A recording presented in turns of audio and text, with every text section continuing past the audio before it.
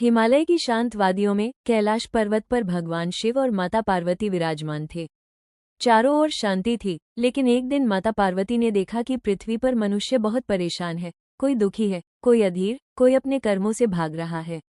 माता पार्वती ने भोलेनाथ से पूछा, प्रभु, मनुष्य इतना दुखी क्यों है? वो अपने जीवन में खुश क्यों नहीं रह पाता? भोलेनाथ मुस्कुराए और बोले, देवी, मनुष्य दुखी इसलिए है क्योंकि वो धैर्य खो देता है और कर्म से भागता है। पार्वती जी ने फिर पूछा, क्या कोई ऐसा उपाय नहीं जिससे मनुष्य अपने जीवन को बेहतर बना सके? शिव जी बोले, आओ, तुम्हें एक कहानी सुनाता हूँ। पौधा किसान की परीक्षा। एक गांव में एक किसान रहता था। वो बहुत मेहनती था, लेकिन हर साल उसकी फसल खराब हो जाती थी।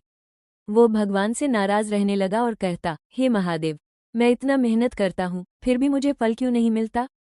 एक दिन उसकी भक्ति से प्रसन्न होकर भोलेनाथ उसके सामने प्रकट हुए और बोले, वत्स, आज से तुम्हारे खेत का मौसम तुम्हारे हाथ में होगा। तुम जैसा चाहोगे वैसा ही मौसम होगा। किसान बहुत खुश हुआ। उसने सोचा अब वो परफेक्ट फसल उगाएगा।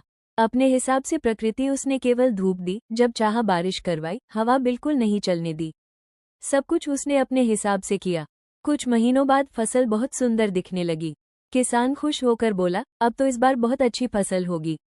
लेकिन जब कटाई का समय आया तो उसने देखा फसल के अंदर एक भी दाना नहीं था। हाई वोल्टेज सच्चाई का ज्ञान किसान घबरा गया और भोलेनाथ को पुकारा, प्रभु, ये क्या हुआ? मैंने सब कुछ सही किया, फिर भी फसल बेकार क्यों हो गई? भोलेनाथ प्रकट हुए और शांत स्वर में बोले, वत्स, तुमने धूप और पानी तो दिया, लेकिन तूफान और कठिनाइयां नहीं दी। यही संघर्ष पौधों को मजबूत बनाता है। बिना कठिनाई के विकास संभव नहीं है। चेरी ब्लॉसम जीवन का संदेश ये सुनकर किसान को अपनी गलती का एहसास हुआ। उसने समझ लिया कि जीवन में मुश्किलें भी जरूरी हैं।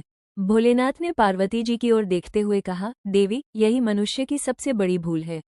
वो केवल सुख चाहता है, लेकिन दुख और संघर्ष से भागता है, जबकि असली शक्ति कठिनाइयों से ही आती है। माता पार्वती ने मुस्कुराते हुए कहा,